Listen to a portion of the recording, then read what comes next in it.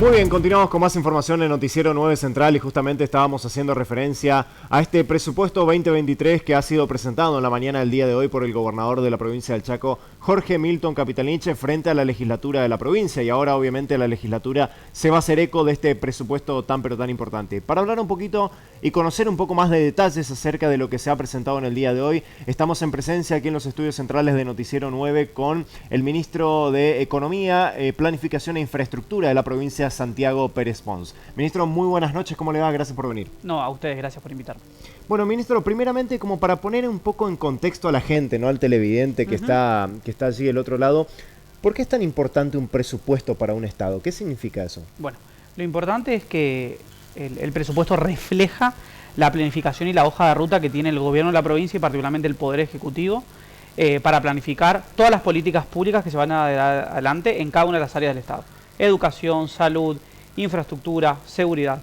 Lo que le damos respuesta a la gente a través del presupuesto es a cada una de las demandas de una cuadra de pavimento, de una escuela que hay que llevar adelante, de un hospital que hay que refaccionar, de los aumentos salariales. Bueno, todo eso está planificado en el presupuesto del año 2023. Como establece la Constitución, nosotros el día viernes 30 se remitió a la Cámara el presupuesto para el año próximo. Hoy lo acompañamos al gobernador y a la vicegobernadora a presentar los lineamientos generales del presupuesto. Yo voy a estar el día martes junto a todos los diputados, como corresponde, discutiendo cada uno de los puntos y obviamente escuchando las diferentes modificaciones que quieren hacer, esperemos los diputados, para poder llegar a un presupuesto del consenso. Es decir, ministro, que el presupuesto sería como la base de toda la pirámide para elaborar políticas públicas para los próximos años. ¿Sería? Así es, lo denominan que es la ley de las leyes, es la planificación más importante que uno hace en el año para el próximo año. Donde se establecen toda la política macroeconómica, la política de los salarios públicos, se establecen las obras que se van a llevar adelante en los 69 municipios, se establecen toda la compra de equipamientos que van a tener el servicio de seguridad, el servicio de salud, el servicio de educación.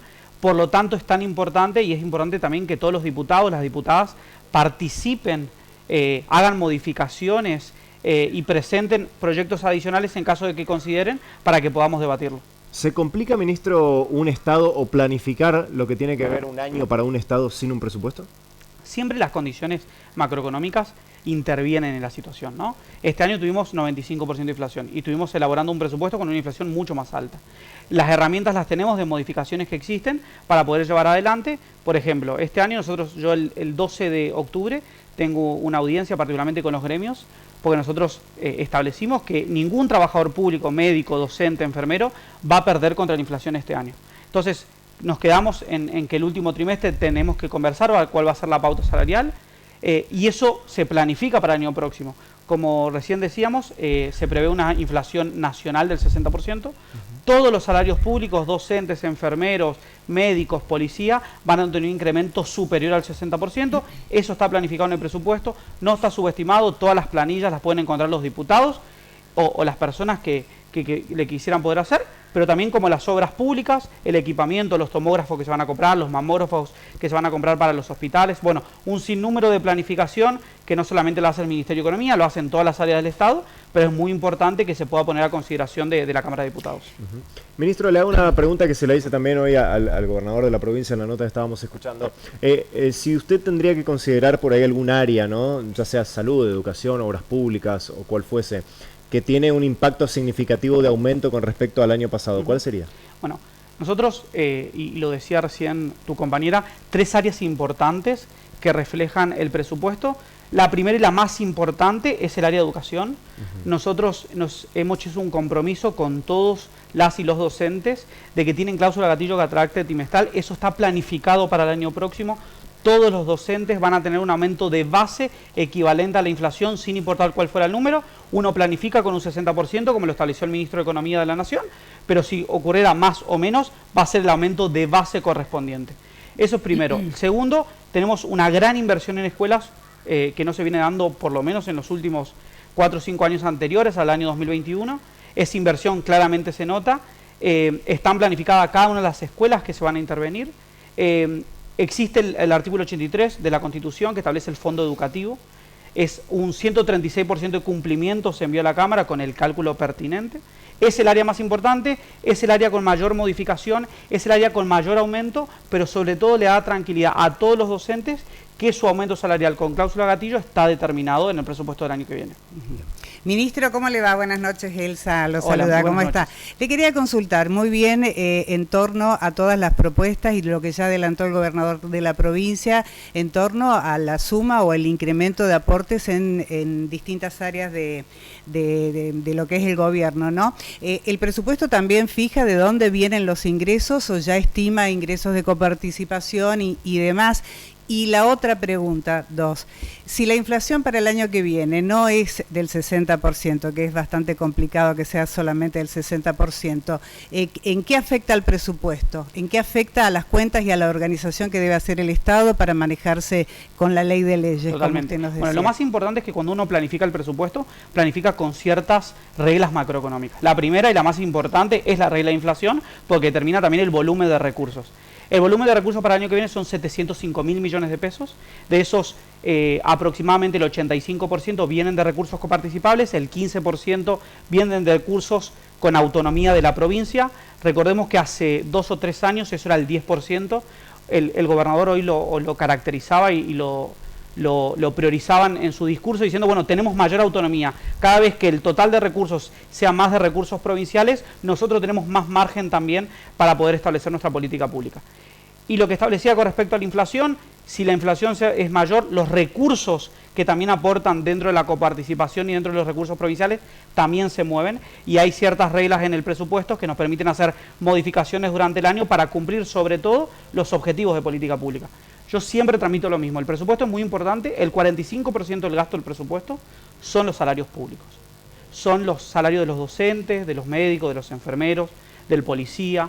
Y es importante porque uno a veces dice empleado público y no considera tal vez al docente, al médico, al enfermero. Todo eso está en el presupuesto y está garantizado que todos los trabajadores públicos el año próximo tengan, al igual con este año, aumentos superior a la inflación. Eso sería parte de los gastos corrientes, digamos. Eso sería parte de los gastos corrientes. ¿Y qué porcentaje de gastos corrientes tiene el presupuesto de la provincia en el total? ¿Qué porcentaje es de gastos corrientes? El pago de sueldos. El 23% del presupuesto es el gasto de capital. Para tomar una dimensión, porque a veces uno dice 23%, ¿qué significa? En el año 2019, que es lo más cercano que tenemos, el 9% se destinaba a inversión pública, que es el gasto de capital, el gasto en equipamiento para mejorar la tecnología del Estado o el gasto para hacer rutas, pavimento, escuelas, hospitales. Eso representaba el 9% del presupuesto. Gracias a un proceso de renegociación de la deuda que estuvimos haciendo, hoy solamente la deuda pública en el presupuesto 2023 representa el 1,5%. El resto pudimos destinarlo a mayor inversión pública, para poder refaccionar más rápido las escuelas, más rápido los hospitales, hacer más pavimento, hacer rutas. Estamos haciendo 200 kilómetros de ruta en el impenetrable. Estamos haciendo la ruta de Puerto Bermejo-Bedia. Un montón de conectividad que es importante, no solamente para mejorar el servicio público, sino porque es una de las principales herramientas de crecimiento. El presupuesto 2023 estima un crecimiento del 4,5%. Por tercer año consecutivo, el Chaco va a crecer. Y la obra pública, y particularmente la construcción, es una de las herramientas más grandes de crecimiento. Hoy tenemos 14.000 empleos en el sector de la construcción, 14.000 familias que gracias a la obra pública que lleva adelante el Estado, tiene un sueldo garantizado, tiene una obra social, está pagando su jubilación, y eso es importantísimo. Tenemos una meta de llegar a 20.000 empleos en el sector de la construcción y 100.000 empleos en el sector privado registrado. Venimos de 3 años de crecimiento del empleo. Ese es el eje transversal. Hoy me preguntaban, ¿cuál es el objetivo más importante de la política económica? Generar empleo privado registrado. Nosotros venimos, 2021 se bajaron los cargos públicos. 2022 sucede lo mismo. Y van a poder ver en el presupuesto 2023 que hay 1.000 cargos menos para el sector público. Nuestro objetivo principal es que la gente y las personas pasen de la informalidad a la formalidad y aquellos que no tengan trabajo lo puedan encontrar. Otra duda que yo tengo, ¿por qué el gobernador habla de, nuevamente hemos presentado un equilibrio fiscal, sí, un presupuesto equilibrado? ¿Y cómo queda la deuda pública que tiene la provincia o la deuda de las empresas autárquicas, de SAMEP, de SECHEP, del INSEP, de ECOM? ¿Se pudo checar eso, ministro? Sí, por supuesto. Lo importante es que todo eso está consolidado en el presupuesto. Todos los gastos, si nosotros financiamos a una empresa en el déficit fiscal, por ejemplo, de SAMEP, de SECHEP o de la Seguridad Social, que en Argentina es deficitaria en toda su magnitud, todo está inmerso en el presupuesto. ¿Qué quiere decir? Que si tenemos equilibrio fiscal, eso está contemplado con los aportes que hace el Tesoro Provincial a las empresas públicas. El equilibrio fiscal es general, incluye a las empresas públicas y a los organismos descentralizados. Hoy el gobernador hizo un anuncio muy importante. No lo hizo en tono de anuncio porque faltan algunas cuestiones normativas, pero la semana próxima vamos a firmar con CAMESA el acuerdo para sanear de manera completa la deuda que tiene la empresa SECHEP con el Estado Nacional, particularmente con la empresa CAMESA, por brindar la energía. Eso es importantísimo porque vamos a sanear una empresa pública que viene con déficit hace muchísimos años. Bueno, decía que nuestro debe todavía es la empresa SAMEP, todavía sigue siendo el INSEP porque tiene obviamente un déficit previsional, pero si hay algo que tenemos que priorizar hoy es la generación de empleo privado registrado. Hay 7.000 billones de pesos destinados a planes de empleo, créditos para pymes y comercios, que son el motor y la principal herramienta para nosotros cambiar estructuralmente la provincia, bajar los índices de pobreza, bajar los índices de informalidad, porque el objetivo más importante, y en cada familia, siempre decimos, ¿cuál es el objetivo que tiene cada familia? Tener trabajo, tener salud y poder mandar a sus chicos al colegio, que es lo que buscamos y son las prioridades que el presupuesto 2023 tiene sus recursos que se mandó a la Cámara de Diputados. Ministro, de ese 45% que usted hablaba destinado justamente al sueldo justamente o a los ingresos de los empleados públicos de la provincia, ¿eso en los últimos años, ese porcentaje se fue achicando, se fue agrandando? ¿Cómo fue en comparación a otros años? Bueno, la masa salarial ha llegado a momentos de crisis de la Argentina y de la provincia que superaba el 52%. Eso particularmente porque si los recursos se achican, obviamente las masas salariales de cuestiones fijas que se pagan todos los meses termina siendo más grande. Lo importante y como política salarial lo que nosotros hemos establecido es que ningún trabajador público pierda contra la inflación. Ahora, es necesario, como decimos siempre, bajar cargos públicos para que esa administración sea eficiente.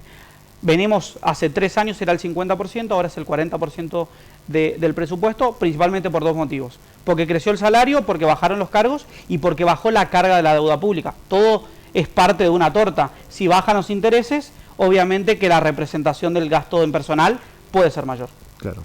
Ministro, en este sentido, bueno, con respecto a obras que son realmente importantes, muchas que se están llevando a cabo hoy en día en la provincia y que se prevén justamente que sigan proyectándose para el año que viene, ¿cómo está en materia de obras el presupuesto? Bueno, lo dije recién, es el presupuesto más alto en términos de infraestructura.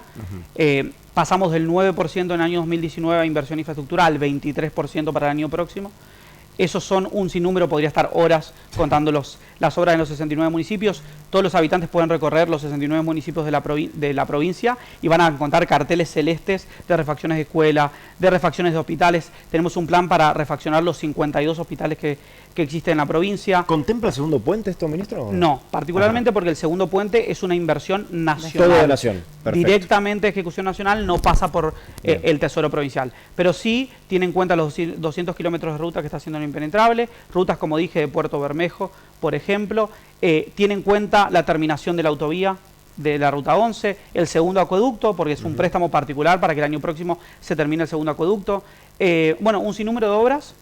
Nosotros hemos mandado un listado de 1.500 obras a la Cámara de Diputados, así que cada ciudadano puede buscarlo, encontrarlo, saber qué escuela se va a refaccionar, qué centro de salud, y eso es parte de una planificación, es parte de poder decirle al empleado público que va a ganar más que el 60% el año próximo. Es decirle a la localidad del Sausalito, de Pompeya, de Resistencia o de Barranqueras que pueden saber cuáles van a ser las obras que se van a llevar adelante. Bueno, eso es parte de lo que decíamos que es una hoja de ruta, que es también una parte de transparencia y de planificación hacia la ciudadanía. Nosotros somos funcionarios públicos, tenemos que cumplir el deber de planificar y cuidar los salarios públicos. Hoy el gobernador decía un ejemplo y daba un ejemplo muy importante, que los gastos corrientes, y lo decía tu compañera recién, hay gastos que uno puede eficientizar. Nosotros hicimos un anuncio hace muy poquitito de que todos los autos del Estado, las ambulancias, los patrulleros, aquellos que están en diferentes dispositivos, todos van a tener GPS y todos se van a cargar con una tarjeta que nosotros podemos saber cuántos kilómetros hacen y cuánto combustible es necesario. Eso va a generar seguramente el año próximo un ahorro importantísimo de los gastos corrientes del Estado, que hacen que podamos destinar esos gastos que antes se utilizaban en combustible a hacer mayor obra o a mejorar más el salario.